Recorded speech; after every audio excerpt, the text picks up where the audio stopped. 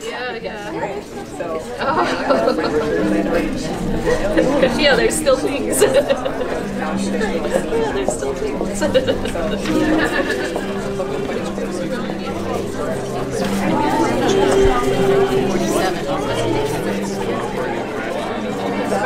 I go once a week. The rest of the time. But my flight on Friday.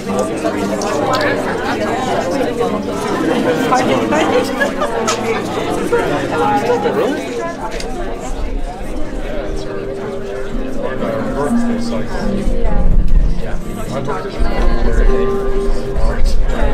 Oh, really?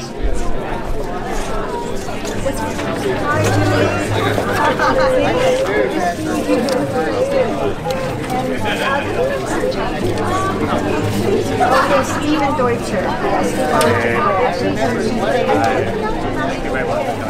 Hi, here's your program. There's also, you can fill out the quizzes. Yeah. Lots of prizes to be won. Yeah, so it's been a conversation now for a long time. Hi,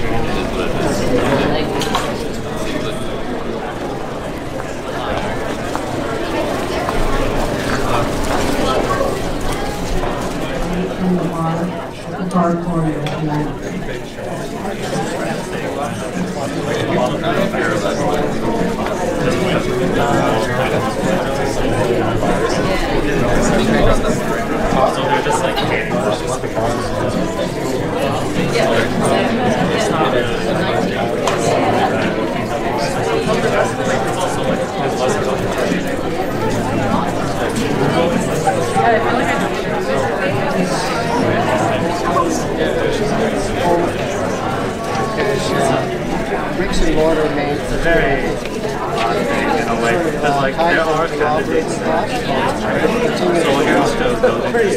So the policy now is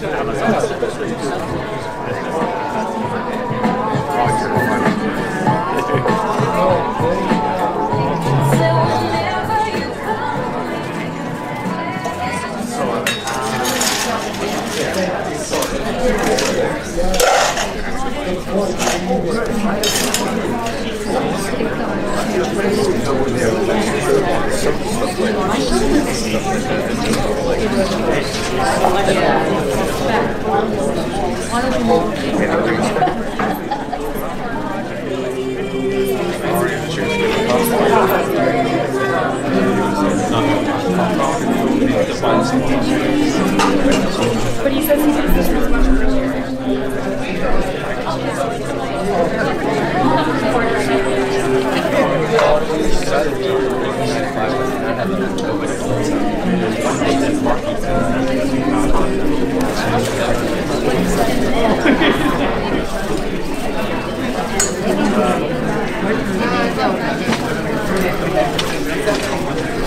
Just on the back.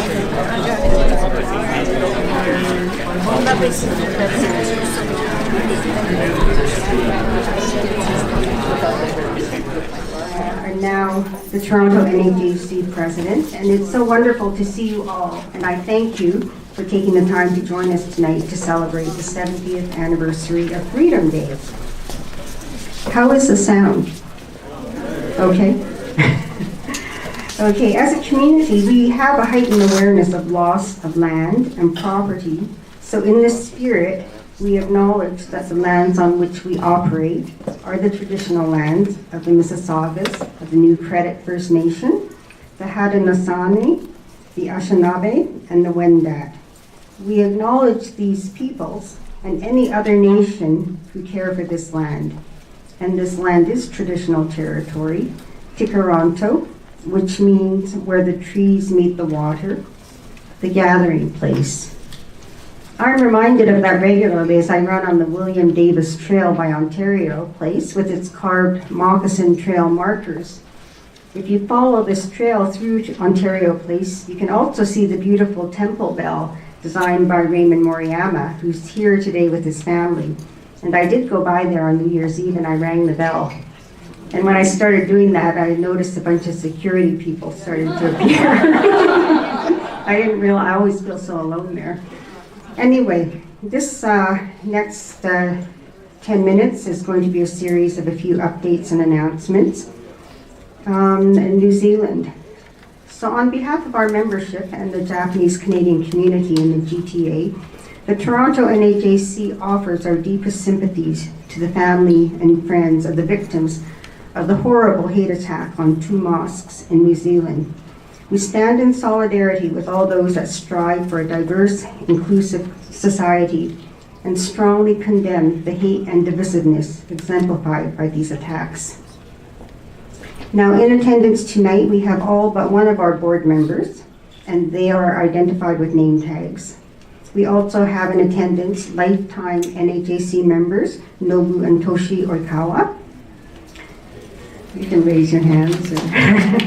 And also lifetime members, Raymond and Sachi Moriyama. So they're all sitting side by side. We also have Dr. Lillian Ma, and she is the Executive Director of the Canadian Race Relations Foundation. And Julie J., who recently joined the board of the Human Rights Museum in Winnipeg. So on April 1st, 1986, a celebration of Freedom Day was held at Toronto City Hall. This evening commemorated the day Canadian citizens of Japanese ancestry achieved the right to vote and the freedom to live wherever they wanted in Canada. While redress hadn't been won at that time, the celebration marked a new phase of heightened awareness of the redress issue in the mainstream, and in general, the NAJC became more optimistic that redress could be achieved, and it was 2 years later. Well, it was in 1948 that the federal government agreed that JCs be allowed to return to the protected zone in BC and given the vote. These consequential amendments, which were to take place concurrently with the right to vote, did not go into effect until April 1st, 1949. I just mentioned this because there's confusion about these dates, and there's a lot of misinformation on the internet. For those of you who may have been sneaking in some internet research.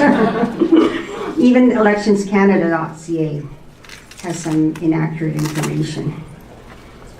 Now, shame is a word that regularly surfaces in discussions of the unjust actions against our community. And understandably, many parents shelter their children from the reality of the injustices in their effort to rebuild and move on.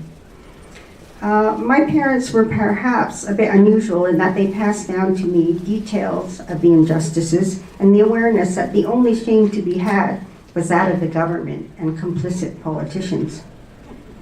As our history becomes more widely known and documented, we move well beyond shame and feel instead pride in the grace and resilience with which our ancestors endured hardship.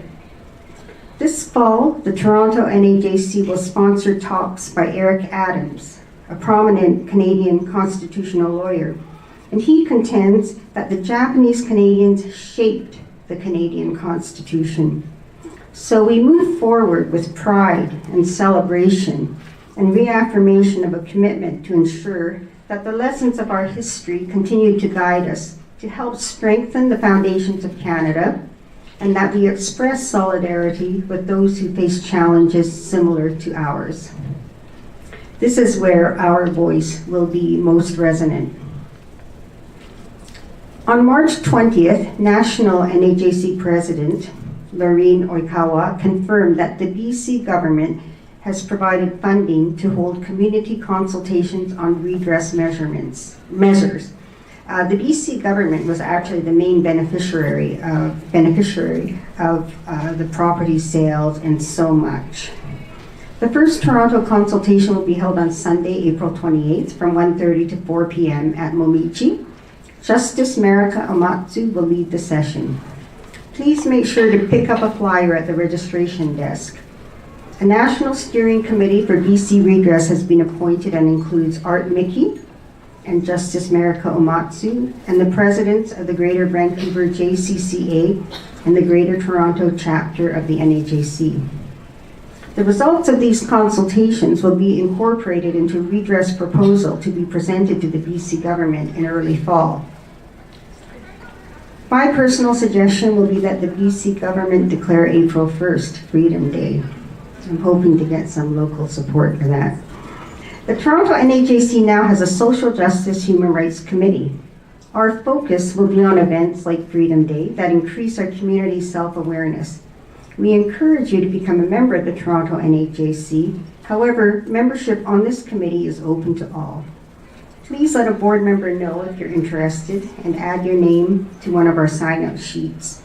Our upcoming events will be the Eric Adams Lectures in the fall, and we'll also be working to expand our Freedom Day event in 2020 to include a Pan-Asian perspective.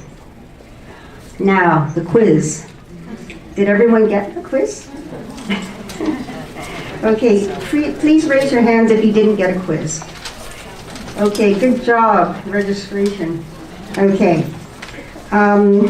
So as you know, it wasn't an open phone quiz. You can work as a team if you like, but you will have to share the prize if you're a winner. And after Dr. Damien Lee's presentation, the answers will be provided as part of the presentation.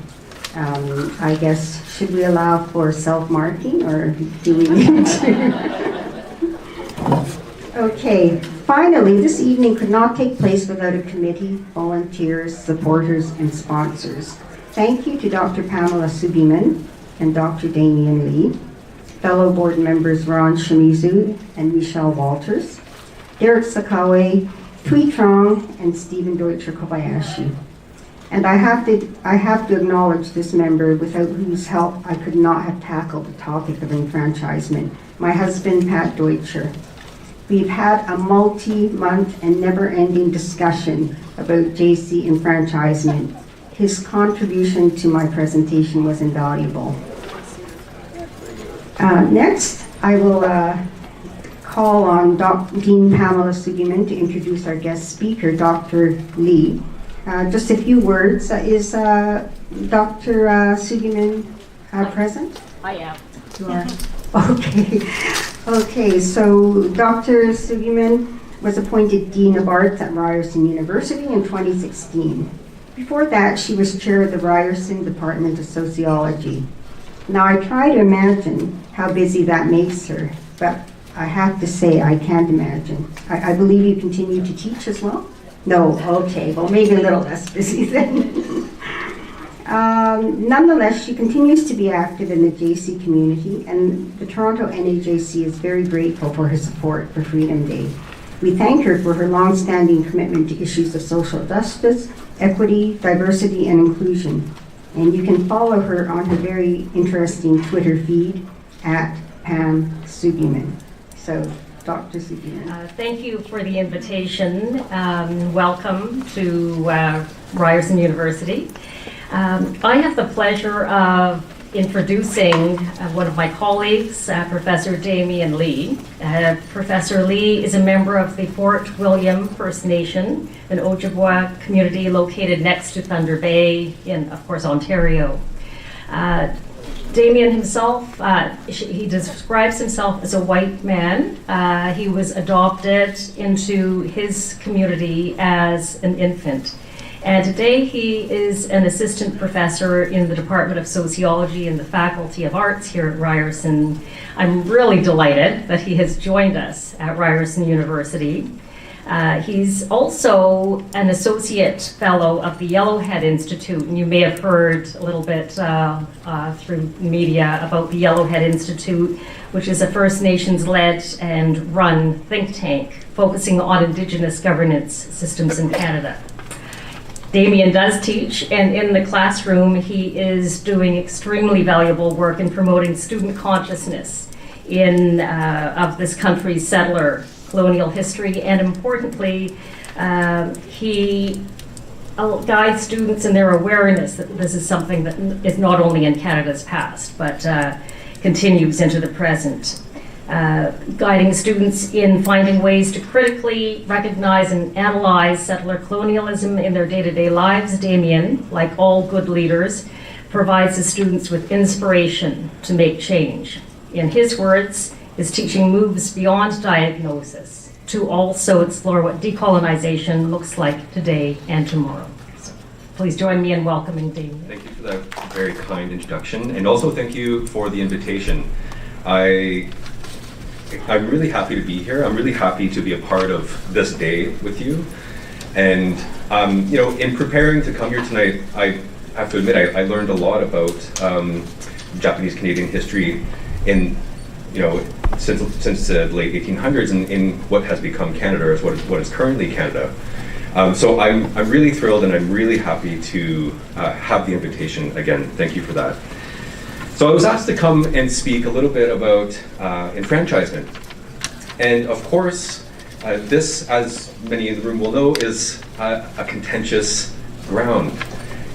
It's not necessarily something that many people or all people are in agreement about. So when I'm speaking about enfranchisement today, I'm speaking about it from Indigenous political or political lens, in terms of how Indigenous peoples, some Indigenous peoples consider enfranchisement, what it means to be a part of Canada, and the tensions that come with that too, because there's a lot of Indigenous peoples that resist in becoming a part of the Canadian body politic. So even within Indigenous societies, Indigenous communities, it's not necessarily something that's resolved, and it's not necessarily something that everybody agrees about. So, just on that note, I'm going to start just by pointing out in a really kind of general sense that when it comes to enfranchisement for Indigenous peoples in that conversation, enfranchisement itself has been part of the weaponization of Canada's kind of control of Indigenous people. So in order to unpack that though, I need to take a pause and step back for a moment, and I need to explain why some of that might be the case for some Indigenous communities. And so, as you know, and as Lynn mentioned at the start, we are on Indigenous land, and this land it's treaty land, and there are treaties across Canada for the most part. British Columbia is one of the big exceptions, but just to kind of set the stage to a certain degree, treaties are the kind of basis of the Canadian, the country of Canada now. But also that the treaty basis is what some scholars would say the Canadian Constitution is built on. We can unpack that later if you want to check that piece a little bit, but just to get us moving to the next step. And so when we're looking at Indigenous peoples' understanding of their relationship with Canada, there are Indigenous peoples who believe that they identify as Canadians and who are a part of the Canadian body politic. Not all do. And it's because in part of this treaty relationship. And so that treaty relationship, as you'll know, is a nation-to-nation relationship where Indigenous peoples don't see themselves as having gotten permission to have land or gotten permission to have certain rights under the Constitution or Section 35 of Canada's Constitution, etc. A lot of Indigenous peoples and Indigenous political orders actually flip that. They say that Indigenous peoples gave permission for non-Indigenous peoples to live in their territories. Now this is a bit of a flip on what mainstream Canada tends to say about itself. But from Indigenous people's point of view, this is the treaty constitutional order. It's this permitting and extending of their self-determination to create a new relationship. So when it comes to enfranchisement, we can take that lens and look at what is happening in that space where Indigenous peoples are being invited to vote, invited into Canadian citizenship, invited into the franchise. Now, this is not a black and white story. This is not an either-or event. Many Indigenous peoples will say that they want to participate in Canada, but not at the expense of their political orders, their political systems, and the things that make them Indigenous. Yet, this is, in a nutshell, one of the ways that Canada has tried to bring Indigenous peoples into Canadian society in an assimilatory way. And so what I'm getting at is that enfranchisement was one of those ways that Canada historically has tried to erase that separateness and erase that other or alternate sovereignty in these lands, Indigenous sovereignty. And so what's being offered in that space is the benefits of Canadian society, yet on a very individualistic sense, and in a way that removes Indigenous peoples from their political systems. The systems that actually, when you're looking at it from that treaty-based lens, is part of the authority that has provided Canada that permission to be here. And so it's a different way of looking at this.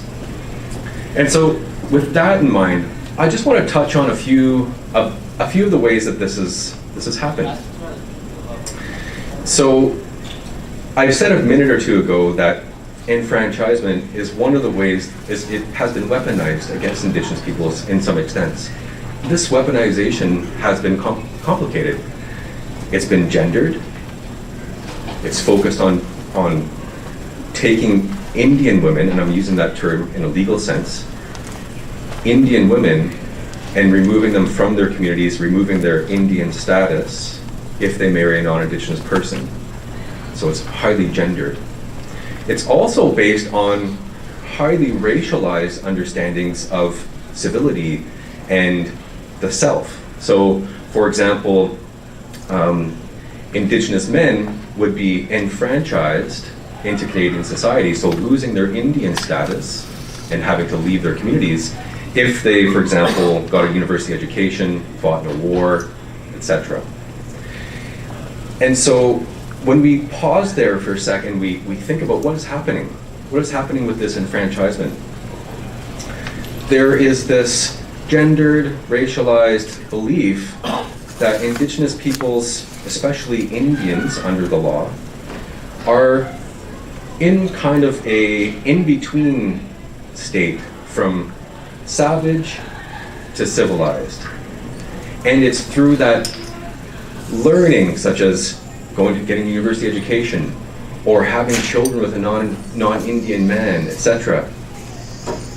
These are the ways that Indians were imagined to become civilized. Because if they were in that space of being enfranchised, if they were, having enough non-Indigenous blood in their bodies, etc., this was one of the ways that they could be imagined to be civilized enough to join Canadian society. So it's a very deep history when we look at these terms and we look at the kind of conversation that's happening around enfranchisement within Indigenous communities. For example, the Enfranchisement Act is a Canadian Act of 1869.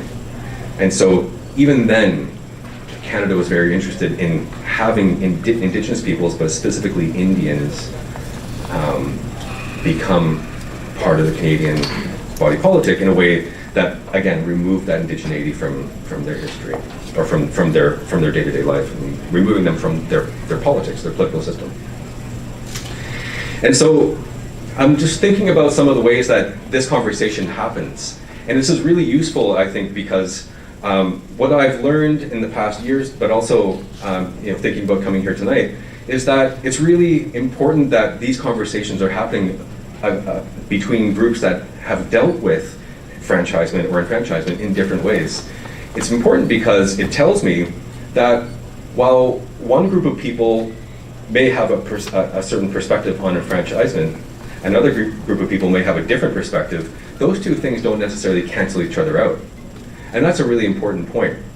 It's important because as I think Lynn was saying earlier, this discussion about allyship and how can people work together when, in terms of the history of Japanese Canadians, the treatment around the kind of refusal of enfranchisement has been, again, a form of weaponization that has had very serious effects on people's lives. And the kind of power and strength that your community has shown by pushing back and working through and continuing to demand justice, even today with the process that's happening with British Columbia.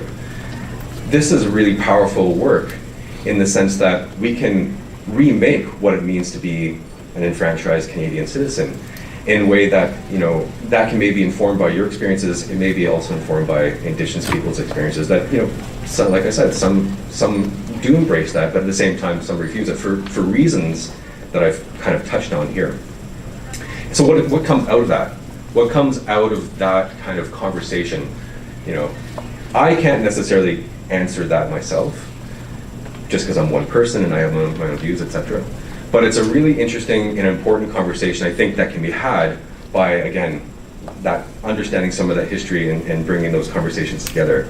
So on that, I'll pause, and I believe I have a few minutes for discussion or questions if that's the case. But I just really wanted to kind of highlight for you some of those key pieces of Canadian history around how Indigenous peoples have been treated when it comes to living in their lands, yet with a power that many Indigenous peoples may say is taking on a way of being in these territories that kind of neglects that treaty relationship. If that's the case, what next? How can the conversation move forward? And so with that, I'll leave that there, and I invite questions or I invite comments, but I just want to trouble and kind of discuss some of that term enfranchisement in a way that unpacks some of the Indigenous side of that history. Thank you for that.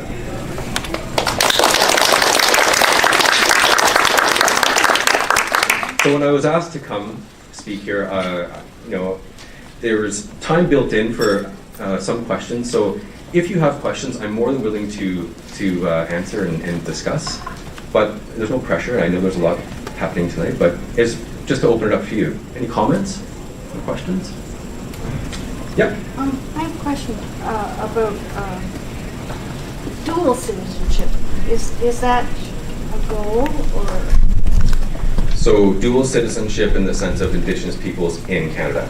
Yeah. Or Canada, U.S. Well, I don't know anything about United States, but are we looking at a dual citizenship, or is it a very, very special something else? It's a complex answer.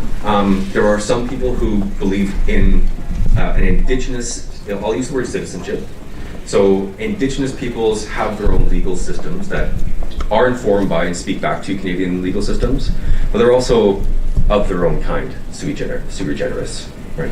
And in those spaces, your question actually resonates in different ways. So there are some people who will say, I'm a member or I'm a citizen of the Haudenosaunee or so Mohawk community or Anishinaabe community, and I believe because of my family history and because of how I understand the world that I should also be a citizen of Canada because I have a passport and etc. There is a strong contingent of folks in the Indigenous communities who believe that, and the people are writing on that as well. There's some scholarship on that. There are others on a kind of different end of the spectrum who will say, I'm a citizen of the Anishinaabe Nation first and foremost, and these other pieces of the Canadian kind of franchise, they are kind of necessary, I don't want to say evils, but necessary pieces of everyday life, such as having a passport. It's very difficult to travel. It's not impossible, but it's difficult to travel in a state sense, across state lines, whether that's North America or elsewhere, without that passport. So there is a spectrum of conversation happening on that, and I would say that you would likely be able to find people across that spectrum who would have different perspectives on that piece. My personal kind of take on that is that I'm less concerned about that piece of the puzzle right now because Canada in many ways has I'll use the word forced, but it's actually the way it's been narrated in the literature is like it's been offered to Indigenous peoples, citizenship, right? Now, it's not always offered because there's violence that I outlined a little bit there. But I'm less concerned about the kind of mechanics of that. I'm interested in talking about, well, what are the inherent Indigenous legal systems around what it means to belong? So that's where I go. There is one of the piece that's really interesting there. One of the kind of threads of conversation that are happening is that if Canada is interested now in reconciling with Indigenous peoples and making space for Indigenous legal systems to exist on their own, what happens when it comes to a First Nation making somebody from outside the country a member of their band? That's happened. Canada has refused it and actually deported the person. But it kind of unpacks the complexities of what Canada means by reconciliation. Reconciliation on whose terms? It's an important question. Yep, and then here, yep. I heard a little bit about the difference between the policies for males and females. Yes. From taking courses at Ryerson. Yeah. One of the things that I learned was before the government really got involved recently, the Indigenous people were the matriarchy. Mm-hmm. But now it seems to be more of a patriarchy. Yeah. So what is an Indigenous government? Because there's a sort of like something isn't working or something isn't really Indigenous because they've changed. Right. That's a very good question. And so the question being, what is Indigenous governance when we look at it through a gendered lens? And you know, there are times that we hear stories about matriarchal governance systems. Part of the answer there is that there are different Indigenous nations in North America, and they do governance differently. So, for example, a lot of Haudenosaunee or Mohawk communities will be matriarchal by their governance design, which basically means women hold the property and they hold the power to appoint leaders and to take leaders down if they're not doing what they want.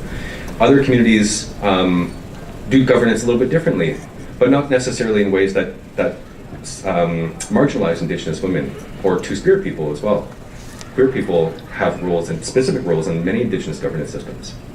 But the short answer here is that, you know, colonization or colonialism in North America has done a very good job at messing things up. It's done a good job at destroying some things of Indigenous governance systems, but it's also done a really good job at kind of lacerating or kind of beating those systems up. They're still there, but they're sometimes beat up a little bit. And so the best way that, well, one of the best ways that this was operationalized was by creating gender hierarchies. So focusing on men when they didn't have governance power, and then propping them up to exclude Indigenous women because they own the land, and it was about getting the land. And so the short answer to the question is two things. There's that different nations have different approaches, yet especially when it comes to gender and sex, that is a very well-worn tactic that colonialists in North America, a variety of different places, have used to subdue and undermine the authority of Indigenous nations. So it's a very good question, and I'm glad that you brought it up. Yeah. And I hope they're considering that more because women are being more vocal within Indigenous communities. Yeah, I agree. I personally think that you can't do decolonial or anti-colonial Indigenous governance if women aren't at the forefront. It's to say that you do that and then solve gender issues later is actually, to me, a form of continuing to perpetuating colonialism. Yeah. We have one other question in the back there, and then we'll come up here. Yep. Given the complexities, is there an ultimate positive solution, or just an uncomfortable, unhappy compromise? What do you see as the future of this whole process for the Indigenous people? Yeah, that's a good question. I mean, again, it depends on who you're speaking about or to, but I'm not trying to dodge. You know, I'll use the term reconciliation because that's the buzz term right now. reconciliation has a very, very broad definitional base to it. There is a very comfortable version of reconciliation, which is kind of like fitting Indigenous peoples in to the system as it is, and I'll be facetious here, but like, putting feathers on front of the Canadian Parliament building, and that's reconciliation. Like, that's an extreme example, but there's that version of reconciliation. But then there's a version of reconciliation that is about making space for Indigenous peoples to be themselves and to use their political systems and to use their languages and legal systems, etc. To me, that's the kind of reconciliation that the people I work with and speak to. That's how we think about what it means to reconcile. Reconcile in the sense of allowing Indigenous peoples to be who they are in their own territories. So, is that a happy kind of, I was going to say easy, but is that a kind of happy kind of future? Again, I don't know if Canada would find that necessarily a happy thing, because it would mean giving up some land. It would mean giving up some control. But I think for Indigenous peoples, that would be a way to address not only the governance question, but also some of the social issues that we see. Like there are children and families struggling with, various types of abuse, etc., that come in part from not having access to your land and your language, etc. And so the short answer there is, I see that as a useful, happy way to move forward in the future, where Indigenous peoples are not only in control of their narrative and their life, but actually able to rebuild their systems. We have one question up here. Yep. We've got 3 short anecdotes with regard to the relationship between the Japanese and the Indigenous people in BC. Mm-hmm. One is my grandfather, about 1917, was a fisherman on West Coast, and when he first arrived where he wanted to fish, it was near Vancouver, Victoria, he was kind of adopted by a First Nations family who taught him the ropes, basically, and how to fish in that area. And eventually he paid back a little bit by administrating Japanese traditional medicine and helping one of their elders. So they eventually adopted him.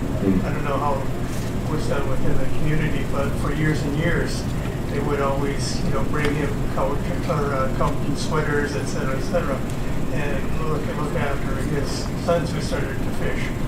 But another anecdote, several decades later, I know of relatives who were salmon fishing further up the coast, and they kind of boasted that when they were brokering salmon, they would cheat the First Nations, because they knew they were brokering the fish and selling it to the canners, etc. And the First Nations were fishing offshore. They knew the prices, but they would lowball the First Nations. And then later on, the First Nations had their own fishermen's unions, which was at odds with the Japanese fishermen's unions. There was a conflict, and it was partly driven by the Occidental fishermen unions that kind of fomented a lot of conflict between the two of them. The other anecdote is on my father's side. In 1910, his family bought a property from a Chinese gentleman who owned a sawmill in the city of Vancouver. That property was previously owned and run by an Indigenous family. So there's kind of a muddy history with the Japanese community. History's muddy, but I really appreciate you sharing that. I'm going to end it there because this is your night, and I want to end it on your stories. Thank you for that. And again, please, I'm really happy to be here, and I'm learning so much just by preparing, and also just I'm looking forward to the rest of the night to learn some more. So thank you again.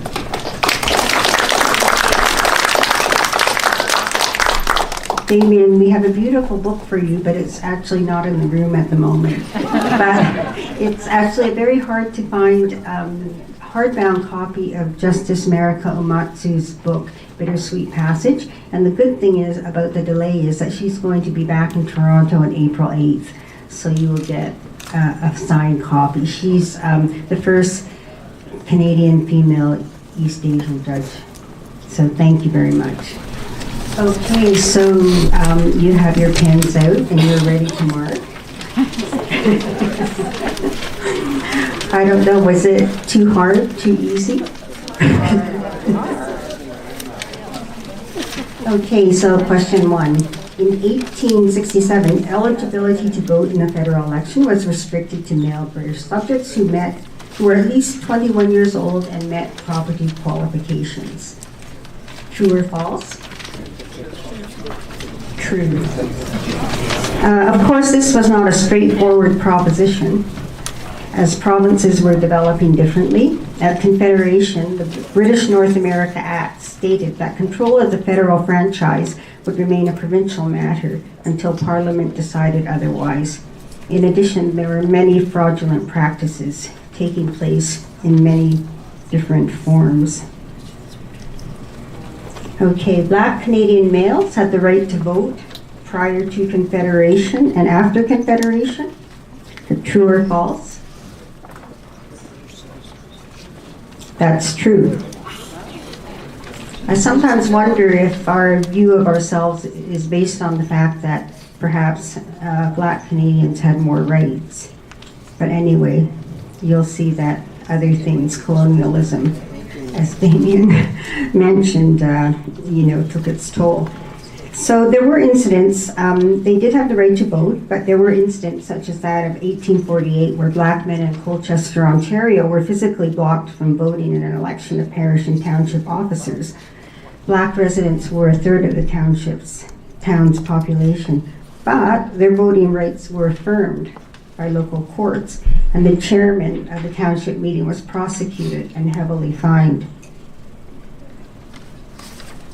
In what year were Japanese Canadians disenfranchised in British Columbia? Anyone know the answer? 1895. The Provincial Voters Act was amended for the purpose of disenfranchising the Japanese. The Chinese and indigenous peoples had already been disenfranchised by this act in 1872. British Columbia was not the only province that disenfranchised Japanese Canadians. True or false? False. BC was the only province that disenfranchised the Japanese. However, BC was not the only province that disenfranchised the Chinese. In 1908, Saskatchewan disenfranchised the Chinese. Disenfranchisement meant an individual could not enter which of these professions in BC? Law, municipal and provincial civil service, pharmacy. An outcome of disenfranchisement in BC was that the Law Society of BC and the Pharmaceutical Council incorporated this legislation into their own rules and bylaws. Denial of voting rights also resulted in the de facto exclusion from many professions and employment that required that one's name be on the voters list. South Asian men had the right to vote in BC in 1903. True or false? That was true. Kind of interesting to hear people's reactions. South Asian men did have the right to vote, but mainly because they only started to arrive in BC around that time. Sad but true. Yeah. In 1907, an amendment to the Provincial Elections Act disenfranchised Hindus. And this description applied to anyone from the Indian subcontinent who were not of Anglo-Saxon origin, regardless of their religious affiliation. Who launched the first court challenge to the disenfranchisement of JCs? Anyone know the answer? I thought that was one of the easy ones.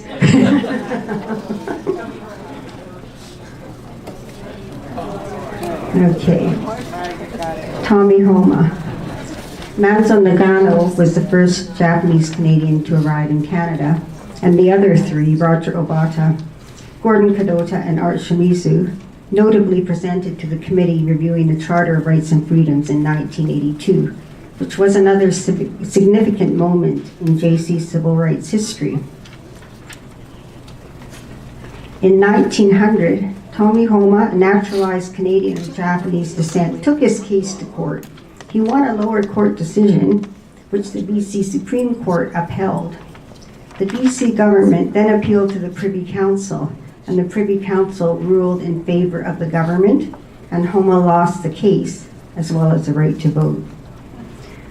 Homa immigrated to Canada in 1883 and settled in Steveston. He was a labor organizer, founder of the Japanese Fishermen's Benevolent Society, and a key figure in the construction of the first Japanese school, a fishermen's hospital in what is now Richmond. As well, he founded the first Japanese language daily paper in Canada, the Canada Shinpo. He's honored with a plaque at Nikkei Place in Burnaby as a voting rights pioneer. A small number of Japanese Canadians in BC could vote in the December 17, 1917 federal election. True or false? True. The Military Voters Act was introduced in August 1917 and gave the right to vote to all Canadian soldiers, regardless of their period of residence in the country. This legislation overrode the constraints barring those disenfranchised in their province from voting federally. Which groups of women gained the vote in 1921?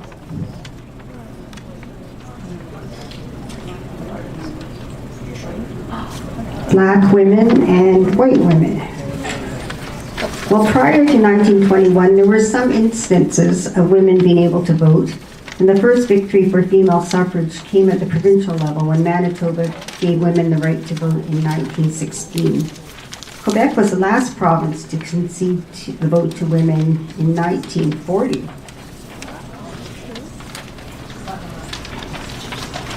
Dominion Elections Act of 1920 was very significant. While denial of the vote was a matter of practice in that provincial electoral lists were used for federal elections, and we know that Homa lost his case, it was in 1920 that the exclusion of Asians became firmly entrenched federally. J.C. war vets who were able to vote in 1917 lost the vote and did not regain it in BC until 1931.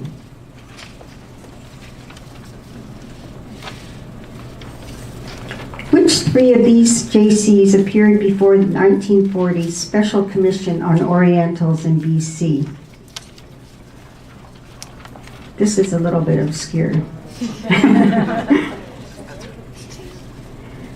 Sutai Sato, he was a principal of the Japanese language school. Takeichi Umezuki, Japanese editor of the New Canadian. And Thomas Shoyama, the English editor. As it happened, all three of these individuals were awarded the Order of Canada in later years. And on a personal note, I was surprised to find that my maternal step-grandfather, Takeichi Umezuki, was on this list. Maybe that's why I included the question. This special commission report is interesting. Under the heading of the evidence, the following was recorded. Representatives of the RCMP, the provincial and municipal police gave evidence and were unanimous in testifying and agreeing that the Japanese as a people formed one of the most law-abiding elements in the population of the province. And also as evidence, unfortunately, the committee received ample evidence to show that hostility towards the Japanese has been deliberately inflamed by certain individuals, which can only be ascribed to a desire for personal political advantage. Now, those who would have read this report, like Shoyama, might have reason to feel optimism about future government actions. Shoyama, by the way, eventually rose to become Deputy Minister of Finance in the Trudeau government. Japanese Americans had the right to vote in 1942. True or false? Well, that's true. While stricter naturalization laws may have hindered immigrants from the right to vote in the U.S., the right to vote in the U.S. was held as a right of citizenship. In regard to racialized groups, while there were many complexities at the state level, such as Jim Crow laws, in 1924, all Native Americans were granted citizenship and the right to vote, regardless of tribal affiliation. But I'm sure Damien might be able to tell me that there's a little more to that. So here's kind of an odd photo of Japanese Americans waiting to vote in an internment camp.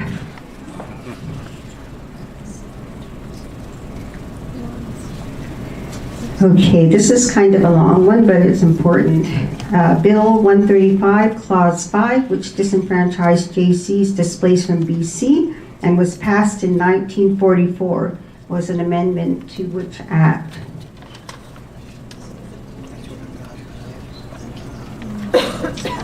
This was an amendment to the Dominion Elections Act. It was referred to as the Soldiers Act of July 1st, 1938, as its purpose was to provide regulations enabling Canadian War Service electors to vote and Canadian POWs to vote by proxy. However, in 1944, Clause 5 was slipped in. Clause 5 was meant to address the fact that moving JCs from BC to other provinces would result in the undesired outcome of giving them the right to vote.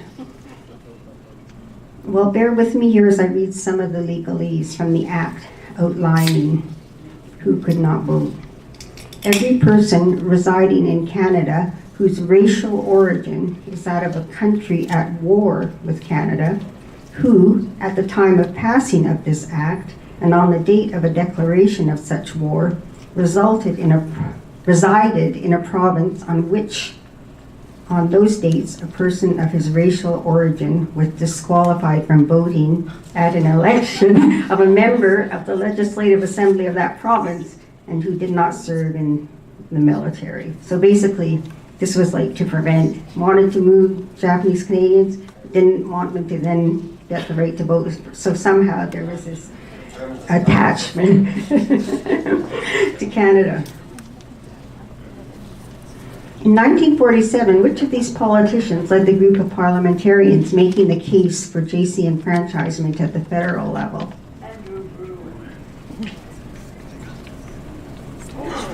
Ross Thatcher. Andrew Bruin took the handled the Bird Commission case and also the deportation case, but it was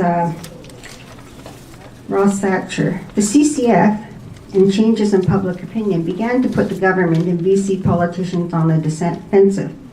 CCF members, led by Ross Thatcher, MP for Moose Jaw, argued that continued control of JC movement with the war emergency over was clearly racial discrimination.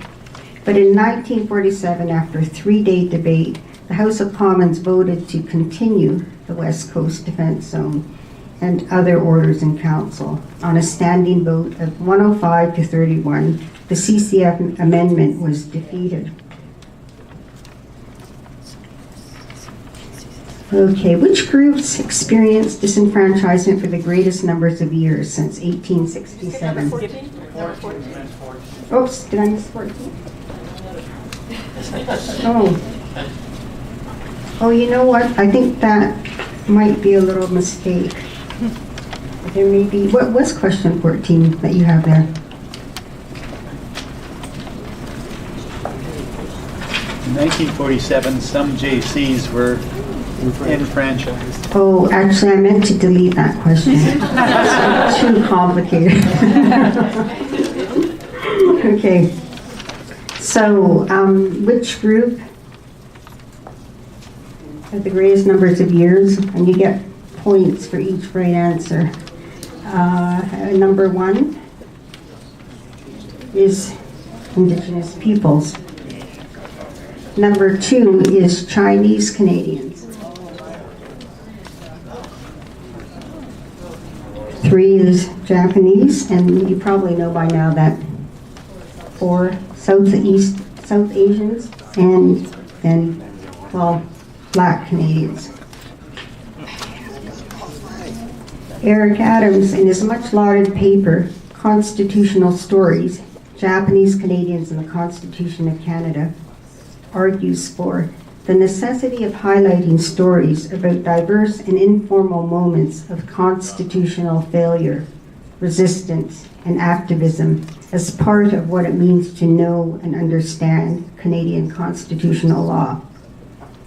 At the NAJC AGM last fall, Negan Sinclair, who is a son of Senator Murray Sinclair, chairman of the Indian Residential School Truth and Reconciliation Commission, spoke. And Negan said, in referring to the experience of his people, in contrast to that of JC, said, well, we're not trying for the gold medal in mistreatment. But nonetheless, when we look at the history of enfranchisement, it's clear that we must look back and know our history before we can truly move forward as a country. Okay, this is the final question. The turnout rate for JCs in the 2000 federal election was greater than the turnout rate for non-visible minorities. True or false? Well,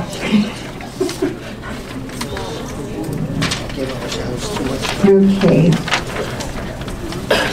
So that's the non-visible Japanese. So while this is just one data set from 20 years ago, it makes a good starting point for discussion. Each finding is a big topic in itself, and a topic perhaps for future Freedom Day celebrations. JC voting is lower than that of non-visible minorities. Japanese Canadians have the highest rate of participation for visible minorities, and Japanese immigrants, the lowest rate for immigrants. The new Canadian voting rate is higher than that of those born in Canada. And new Canadians from South Asia have the highest rate of voting for all groups. So from here, I'm going to end on a personal note as to my commitment to celebrate this day. We all have memories of a few things that our parents emphasized as very important. My mother, Addie Kobayashi, always stressed the importance of getting out to vote. And when I joined the board of the Toronto NHAC, she told me about how Freedom Day used to be celebrated, and it was unfortunate that the significance of this day was no longer recognized. Well, as it happens, today is also the day my parents' condo is being put on the market, so they weren't able to join us, unfortunately. But with the upcoming federal election, let's do all that we can to make sure that we let our family and friends know that it's not really a joke, that you really must exercise your right to vote. So, how did we do?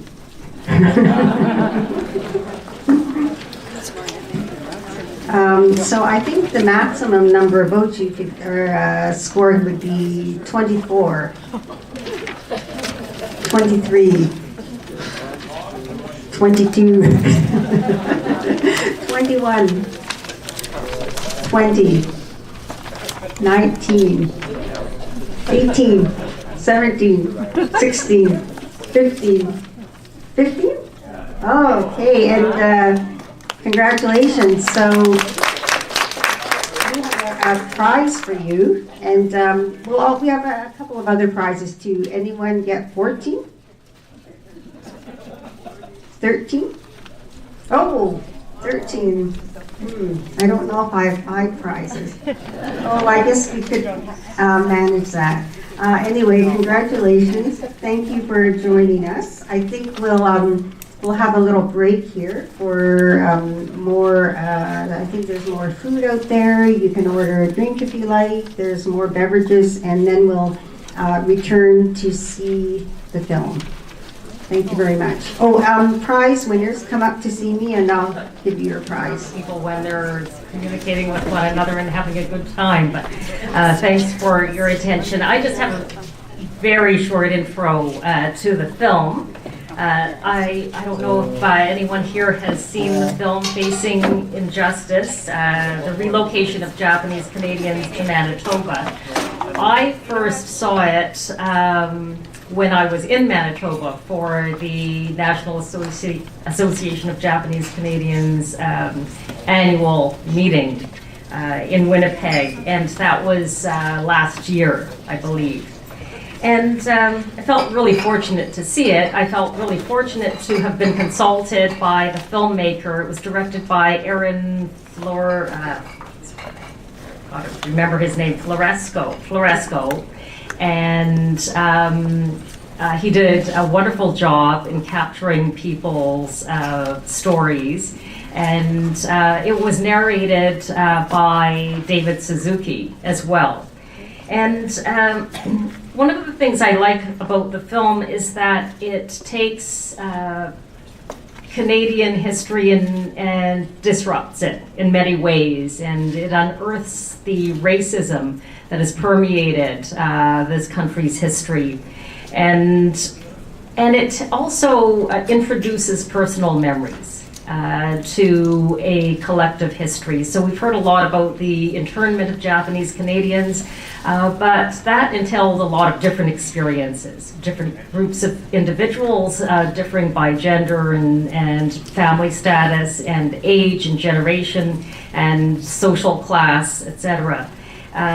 So this film focuses on those who worked on, in order to keep their families intact, worked on sugar beet farms in Manitoba. I mean, likewise, some Japanese Canadian families, for the same reasons, worked on sugar beet farms in Alberta. And their experiences are quite different from those who were interned in prisoner of war camps, for example, where my father was, in Petawawa, Ontario, and later Angler, Ontario, and from those who were in sites of internment in the interior of British Columbia. So I think this is very important. It's an important film. Damien earlier mentioned belonging, and forces us to, or prompts us to reconceptualize the framework within which we view history. And with this lens informed by Damien's comments, I'm going to watch the film, and I think I'll see new things and look at the history of this country quite differently. So please enjoy the film.